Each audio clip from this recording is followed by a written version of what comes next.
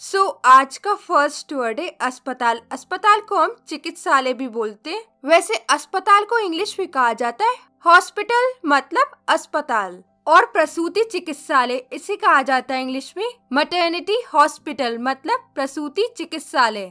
और नेक्स्ट है आपातकालीन कक्ष, ये भी हॉस्पिटल में होता है। वैसे आपातकालीन कक्ष को इंग्लिश में बोला जाता है इमरजेंसी वार्ड, या फिर आप बोल सकते हो इमरजेंसी रूम। और नेक्स्ट है ऑपरेशन कक्ष, इसे इंग्लिश में बोला जाता है ऑपरेटिंग थिएटर, या फिर आप बोल सकते हो ऑपरेटिंग रूम। और नेक्स्ट है प्रसव कक्ष, इसे इंग्लिश में बोला जाता है डिलीवरी रूम, मतलब प्रसव कक्ष। और परामर्श कक्ष, जहाँ पर आप डॉक्टर से परामर्श करते हैं, वैसे परामर्श कक्ष को इंग्लिश में बोला जाता है कंसल्टिंग रूम, मतलब परामर्श कक्ष। और नेक्स्ट है दवाखाना। दवाखाना हॉस्पिटल में जहाँ पर दवाई तैयार होती है और दी जाती है रोगी को, वैसे दवाखाना को इंग्लिश में कहा जाता है डिस्पेंसरी, मतलब दवाखाना। और नेक्स्ट है चिकित्सक। चिकित्सक को इंग्लिश में बोला जाता है डॉक्टर। और नेक्स्ट है परिचारिका। परिचारिका को हम उपचारिका भी बोलते हैं, वैसे इन्हें इंग्लिश में बोला जाता है नर्स, मतलब परिचारिका या उपचारिका। और रोगी, रोगी जिसका इलाज करता है डॉक्टर,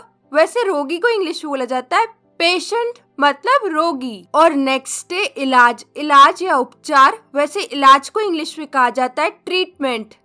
ट्रीटमेंट मतलब इलाज। और नेक्स्ट है बीमारी या रोग। वैसे बीमारी या रोग को इंग्लिश में बोला जाता है इलनेस, मतलब बीमारी या रोग। और लक्षण किसी बीमारी या रोग के, वैसे लक्षण को इंग्लिश में बोला जाता है सिम्टम।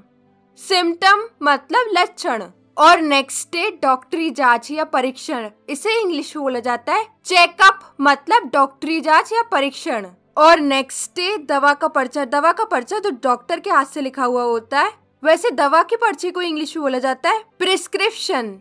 प्रिस्क्रिप्शन मतलब दवा का पर्चा। और दवा या औषधि, इसे इंग्लिश में बोला जाता है मेडिसिन। और गोली, गोली को इंग्लिश में बोला जाता है टैबलेट, या फिर आप बोल सकते हो पिल। और पूटिका, पूटिका कुछ इस तरीके की होती है, इसे कहा जाता है इंग्लिश में कैप्सूल, मतलब पूटिका। और मलम, मलम घाव पे लगाया जाता है, वैसे मलम को इंग्लिश में बोला जाता है ऑइंटमेंट, मतलब मलम। और ये जो देख रहे हैं आप, ये खांसी का सिरप होता है, इसे कहा जाता है इंग्लिश में कॉफ सिरप, मतलब खांसी का सिरप। और नेक्स्ट है टीका। टीका एक तरीके की दवा होती है जो हमें वायरस से प्रोटेक्ट करके रखती है, वैसे टीका को इंग्लिश में कहा जाता है वैक्सीन। वैक्सीन मतलब टीका। और नेक्स्ट है शीशी। इस तरीके की शीशी में आपने देखा ही होगा वैक्सीन को, वैसे इस तरीके की शीशी को इंग्लिश में बोला जाता है फाइल, या फिर आप बोल सकते हो वायल, दोनों का मतलब होता है शीशी। और नेक्स्ट है खुराक। खुराक का मतलब होता है दवा की मात्रा, वैसे खुराक को इंग्लिश में बोला जाता है डोज। डोज मतलब खुराक। और नेक्स्ट है नमूना। नमूना जो ब्लड टेस्ट के लिए लिया जाता है खून का, वैसे नमूना को इंग्लिश में कहा जाता है स्पेसिमेन, या फिर आप बोल सकते हो सैंपल, दोनों का मतलब होता है नमूना। और अगर आपको ये वीडियो पसंद आ रहा है तो प्लीज इस वीडियो को लाइक कर दीजिए, शेयर कर दीजिए, और आप लोग गाइस चैनल को सब्सक्राइब भी कर लीजिए। और अभी तक आपने मुझे इंस्टाग्राम पे फॉलो नहीं किया तो वहाँ पे भी मुझे फॉलो कर लीजिए। और नेक्स्ट है सुई। सुई जो देख रहे हैं आप, इसे कहा जाता है इंग्लिश में सिरिंज, मतलब सुई। और नेक्स्ट है तापमापी यंत्र, जिससे बॉडी का टेम्परेचर मेजर किया जाता है, वैसे से इंग्लिश में बोला जाता है थर्मोमीटर। थर्मोमीटर मतलब तापमापी यंत्र। और नेक्स्ट है आला। आला एक तरीके का इक्विपमेंट है जो डॉक्टर यूज करते हैं आपके फेफड़ों या हृदय की जांच के लिए, वैसे से इंग्लिश में कहते हैं स्टेथोस्कोप। स्टेथोस्कोप मतलब आला। और नेक्स्ट है सर्जन का चाकू। कुछ इस तरीके का होता है और ये शल्य क्रियाओं में यूज होता है, वैसे सर्जन के चाकू को इंग्लिश में कहा जाता है स्कैल्पल। स्कैल्पल मतलब सर्जन का चाकू। और शल्य क्रिया को इंग्लिश में कहा जाता है ऑपरेशन, या फिर आप बोल सकते हो सर्जरी, दोनों का मतलब होता है शल्य क्रिया।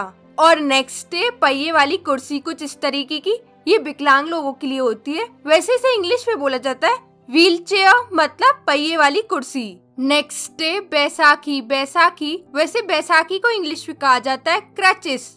क्रचेस मतलब बैसाखी। और नेक्स्ट है डोला। डोला ये जो देख रहे हैं आप, ये घायल व्यक्ति को ले जाने में काम में आता है, वैसे से इंग्लिश में बोला जाता है स्ट्रेचर। स्ट्रेचर मतलब डोला। और नेक्स्ट है चल सहायक। चल सहायक ये बूढ़े लोगों के काम में आता है, वैसे से इंग्लिश में बोला जाता है वॉकर। वॉकर मतलब चल सहायक। और नेक्स्ट है बेत या छड़ी इस तरीके की, इसे कहा जाता है इंग्लिश में केन। केन मतलब बेत या छड़ी। और नेक्स्ट है प्रश्वासन यंत्र, ये सांस के पेशेंट के द्वारा यूज किया जाता है, वैसे इसे इंग्लिश में बोला जाता है इनहेलर। इनहेलर मतलब प्रश्वासन यंत्र। और ये मास्क जो देख रहे हैं आप, इसे कहा जाता है इंग्लिश में ऑक्सीजन मास्क। और धातु की तारें जो देख रहे हैं आप, ये दांतों को सीधा करने के लिए लगाई जाती हैं, वैसे इस धातु की तार को इंग्लिश में कहा जाता है ब्रेसेस मतलब धातु की तारें। और नेक्स्ट है निदान क्रिया। निदान क्रिया का मतलब होता है रोगी के रोग को पहचानना, वैसे निदान क्रिया को इंग्लिश में कहा जाता है डायग्नोसिस। डायग्नोसिस मतलब निदान क्रिया। और ये प्राथमिक चिकित्सक किट, इसे इंग्लिश में बोला जाता है first aid kit. First aid kit मतलब प्राथमिक चिकित्सक किट। और ये जो देख रहे हैं आप, इसे इंग्लिश में बोला जाता है आई चार्ट। ये पर्सन की आंखों को टेस्ट करने के लिए डॉक्टर यूज करते हैं। और ये डिवाइस जो देख रहे हैं आप, इसे कहा जाता है ब्लड प्रेशर मॉनिटर। और ये बैग जो देख रहे हैं आप, इसे कहा जाता है ब्लड बैग। और तोलने की मशीन, ये भी डॉक्टर यूज करते हैं किसी पेशेंट का वेट नापने के लिए, वैसे तोलने की मशीन को इंग्लिश में कहा जाता है स्केल मतलब तोलने की मशीन। और ये मुखौटा जो देख रहे हैं आप, ये डॉक्टर यूज करते हैं सर्जरी के टाइम, वैसे इसे इंग्लिश में बोला जाता है सर्जिकल मास्क। और इस तरीके की रबड़ की दस्ताने को इंग्लिश में कहा जाता है रबर ग्लव्स मतलब रबड़ की दस्ताने। और ये कपास की कली, इसे कहा जाता है इंग्लिश में कॉटन बड मतलब कपास की कली। और ये रुई जो मरहम पट्टी के लिए यूज होती है, इसे कहा जाता है इंग्लिश में कॉटन वुल मतलब रुई। और नेक्स्ट है गलपट्टी। गलपट्टी ये जख्मी हाथ या कलाई को सहारा देने के लिए होती है, वैसे इसे इंग्लिश में बोला जाता है स्लिंग। स्लिंग मतलब गलपट्टी। और ये साचा, ये प्लास्टर ऑफ पेरिस का बना हुआ होता है, वैसे इसे इंग्लिश में कहते हैं प्लास्टर कास्ट। प्लास्टर कास्ट मतलब प्लास्टर का साचा।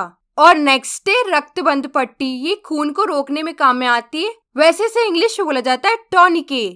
टॉनिके मतलब रक्तबंध पट्टी। और ये जाली, ये महीन कपड़ा होता है जो घाव को ढकने में काम में आता है, वैसे इसे इंग्लिश में बोला जाता है गॉज। गॉज मतलब जाली। और इस तरीके की पट्टी को इंग्लिश में कहा जाता है क्रेप बैंडेज।